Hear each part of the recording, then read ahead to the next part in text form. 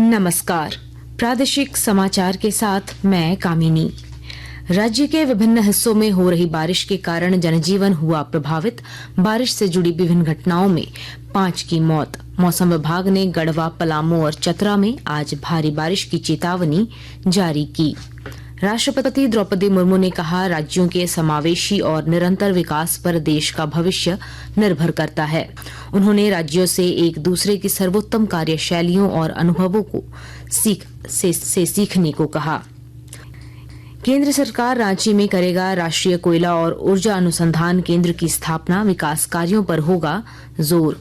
और ओलंपिक में तीरंदाजी में एकल रिकर्व मुकाबले के क्वार्टर फाइनल में 2 बार बढ़त बनाने के बाद भी साउथ कोरिया से हारी रांची की दीपिका कुमारी। और अब समाचार विस्तार से।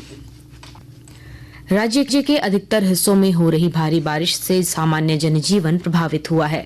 इस दौरान हुए विभिन्न हादसों में अब तक 5 लोगों की मौत हो चुकी है। वहीं बोकारो के गोमिया में एक पुल के बह जाने से आवागमन बंद हो गया है। मौसम विभाग ने आज गढ़वा, पलामू और चतरा में भारी बारिश को लेकर चेतावनी जारी की है। रांची स्थित मौसम केंद्र के निदेशक अभिषेक आनंद ने बताया कि इस दौरान गर्जन और वज्रपात की भी आशंका है। वहीं पिछले 3 दिनों में सबसे अधिक बारिश रामगढ़, मांडू और कांके में दर्ज की गई है। राज्यपालों का 2 दिन का सम्मेलन कल राष्ट्रपति भवन में संपन्न हुआ। राष्ट्रपति द्रौपदी मुर्मू ने सम्मेलन में एक दूसरे के अनुभवों से सीखने की भावना से की गई व्यापक चर्चा के लिए राज्यपालों की प्रशंसा की। उन्होंने कहा कि राज्यपालों के कार्यालय के कामकाज को बेहतर बनाने और लोक कल्याण के लिए मिले सुझावों पर अमल किया जाएगा। राष्ट्रपति द्रौपदी मुर्मू ने राज्यपालों से यह सुनिश्चित करने का आग्रह किया कि सभी कार्यक्रमों का लाभ हर पात्र व्यक्ति को मिले ताकि समावेशी विकास का लक्ष्य सही मायने में हासिल किया जा सके। राष्ट्रपति ने कहा कि राजभवनों का माहौल भारतीय जीवन शैली के अनुरूप होना चाहिए और राज्यपालों को आम लोगों के साथ जुड़ने के प्रयासों को तेज करना चाहिए। सम्मेलन में प्रधानमंत्री नरेंद्र मोदी ने राज्यपालों से अपील की कि वे राजभवनों में शासन का आदर्श मॉडल विकसित करें। उन्होंने कामकाज में तकनीक को अपनाने और डिजिटलीकरण को बढ़ावा देने का भी आग्रह किया।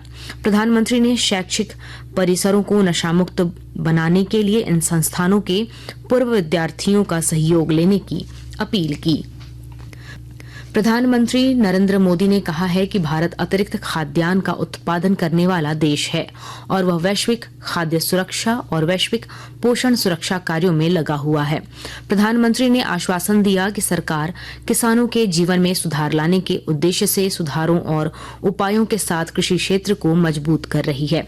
प्रधानमंत्री ने आज दिल्ली में 32वें अंतर्राष्ट्रीय कृषि अर्थशास्त्री सम्मेलन को संबोधित किया। प्रधानमंत्री ने कहा कि भारत रसायन मुक्त प्राकृतिक खेती को बढ़ावा दे रहा है। श्री मोदी ने कहा कि सरकार ने किसानों को जलवायु अनुकूल फसलों की 1900 नई किस्में उपलब्ध कराई हैं।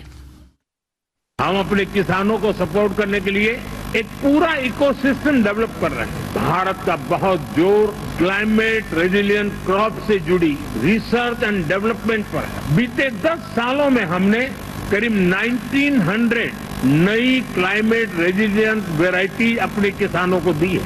इसका लाभ भारत के किसानों को भी मिल रहा है। भारत अगले 8 वर्षों में 20% क्षेत्र जैविक खेती के तहत ला सकता है। नीति आयोग के सदस्य और कृषि अर्थशास्त्रियों के 32वें अंतर्राष्ट्रीय सम्मेलन के अध्यक्ष प्रोफेसर रमेश चंद ने आकाशवाणी समाचार से विशेष बातचीत में कहा कि प्राकृतिक और तथा जैविक खेती में वैज्ञानिक गतिविधियों का इस्तेमाल किया जाना चाहिए। उन्होंने कहा कि विज्ञान कृषि क्षेत्र में उत्पादकता बढ़ाने में महत्वपूर्ण भूमिका निभा सकता है। इन दोनों में हमें एक संतुलन रखना है। ग्रोथ में भी हमें ग्रोथ भी चाहिए, फूड में वृद्धि भी चाहिए और सस्टेनेबिलिटी भी चाहिए कि वो सस्टेनेबल रहे, एनवायरनमेंट खराब ना हो। केंद्रीय महिला एवं बाल विकास मंत्री अन्नपूर्णा देवी ने आरोप लगाया है कि राज्य में कानून व्यवस्था ध्वस्त हो चुकी है। उन्होंने रांची में विशेष शाखा के सब इंस्पेक्टर की कल हुई हत्या के आरोपियों की जल्द गिरफ्तारी की मांग की है। इधर नेता प्रतिपक्ष अमर बाउरी ने विधि व्यवस्था पर सवाल उठाते हुए कहा है, राज्य में हर दिन 5 हत्याएं हो रही हैं। उन्होंने कहा कि इस सरकार में वकील और पुलिस भी सुरक्षित नहीं है। एक तो सरकार का वर्दी पहना हुआ दरोगा अनुपम कच्छप, दूसरा कानून की रक्षा करने के लिए न्यायालय में पैरवी करने वाला एक अधिवक्ता, और तीसरा जनप्रतिनिधि। ये 3 लोगों की हत्याएं बैक टू बैक होती है। ये साफ दिखलाता है कि वर्तमान की सरकार के संरक्षण में ही ये सारी घटनाएं घटित हो रही है और इनको उनका ही संवर्धन भी प्राप्त है, उनका संरक्षण भी प्राप्त है। वहीं राज्य में कानून व्यवस्था और अपराध नियंत्रण को अधिक प्रभावी बनाने के लिए पुलिस महानिदेशक अनुराग गुप्ता ने कल वरीय पुलिस पदाधिकारियों के साथ बैठक की और अपराध पर रोक लगाने के निर्देश दिए। आकाशवाणी के ताजा तरीन समाचारों के लिए आप हमारी वेबसाइट newsonair.gov.in पर लॉग ऑन कर सकते हैं। ताजा समाचार X handle @AIR News alerts और Facebook page All India Radio News पर भी उपलब्ध है। आप प्रादेशिक समाचार एकांश के X handle @AIR News _Ranchi और फेसबुक, इंस्टाग्राम पेज तथा YouTube channel AIR News Ranchi पर भी हमारे बुलेटिन सुन सकते हैं। प्रादेशिक समाचार आप आकाशवाणी रांची से सुन रहे हैं।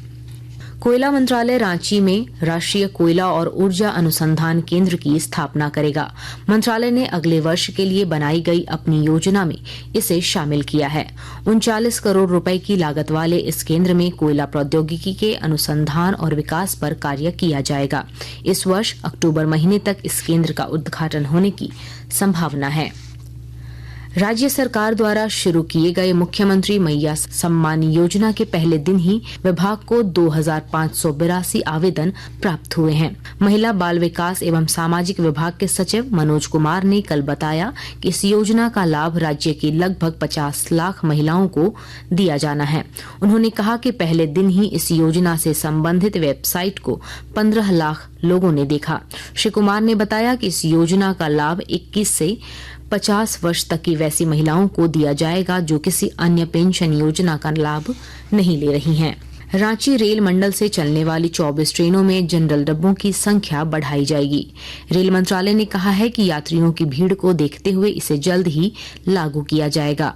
जिन ट्रेनों में डब्बों की संख्या बढ़ेगी उनमें मालदा टाउन सूरत, हैदराबाद रक्सौल, हटिया LTT, हटिया बेंगलुरु, हटिया आनंद विहार, हटिया पुणे, हटिया हावड़ा और हटिया संबलपुर शामिल हैं। केंद्र सरकार रांची और रायपुर के बीच 4 लेन सड़क का निर्माण करा रही है। और जानकारी के साथ हमारे गुमला संवाददाता। केंद्र सरकार द्वारा झारखंड छत्तीसगढ़ राज्य की राजधानी रांची और रायपुर के बीच सड़क मार्ग को सुगम बनाने के लिए 4 लेन सड़क का निर्माण कार्य कराया जा रहा है। इस योजना के तहत रांची जिले के पलमा से गुमला तक सड़क निर्माण कार्य काफी तेज गति से चल रही है। वहीं अब गुमला से छत्तीसगढ़ को आगे जोड़ने के लिए केंद्रीय मंत्रिमंडल ने नेशनल हाई स्पीड कॉरिडोर के तहत गुमला से छत्तीसगढ़ राज्य के पत्थलगांव तक 4 लेन हाई स्पीड कॉरिडोर बनाने की योजना को मंजूरी दे दी है। नरेश कुमार, आकाशवाणी समाचार, गुमला। पेरिस ओलंपिक में झारखंड की तीरंदाज दीपिका कुमारी 2 बार बढ़त बनाने के बाद भी एकल रिकर्व मुकाबले के क्वार्टर फाइनल में दक्षिण कोरिया की खिलाड़ी से हार गईं।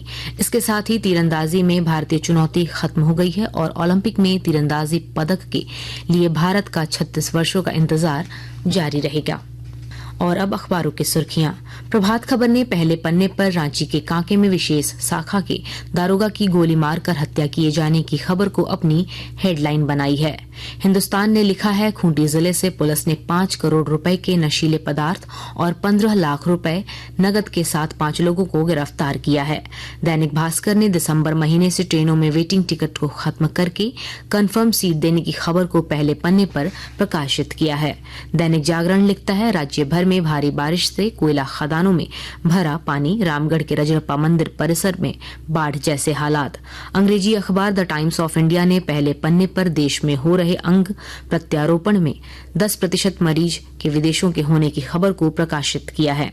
हिंदुस्तान टाइम्स ने पूर्व केंद्रीय मंत्री अर्जुन मुंडा के उस बयान को प्रमुखता से प्रकाशित किया है जिसमें उन्होंने राज्य सरकार से आदिवासियों की जमीन को सुरक्षित रखने की मांग की है। अंत में मुख्य समाचार एक बार फिर। राज्य के विभिन्न हिस्सों में हो रही बारिश के कारण जनजीवन हुआ प्रभावित। बारिश से जुड़ी विभिन्न घटनाओं में 5 की मौत। मौसम विभाग ने गढ़वा, पलामू और चतरा में आज भारी बारिश की चेतावनी जारी की। राष्ट्रपति द्रौपदी मुर्मू ने कहा, राज्यों के समावेशी और निरंतर विकास पर देश का भविष्य निर्भर करता है। उन्होंने राज्यों से एक दूसरे की सर्वोत्तम कार्यशैलियों और अनुभवों से सीखने को कहा। केंद्र सरकार रांची में करेगा राष्ट्रीय कोयला और ऊर्जा अनुसंधान केंद्र की स्थापना, विकास कार्यों पर होगा जोर। और ओलंपिक में तीरंदाजी के एकल रिकर्व मुकाबले के क्वार्टर फाइनल में 2 बार बढ़त बनाने के बाद भी साउथ कोरिया से हारी रांची की दीपिका कुमारी। इसके साथ ही आकाशवाणी रांची से प्रादेशिक समाचार का ये बुलेटिन समाप्त हुआ। नमस्कार।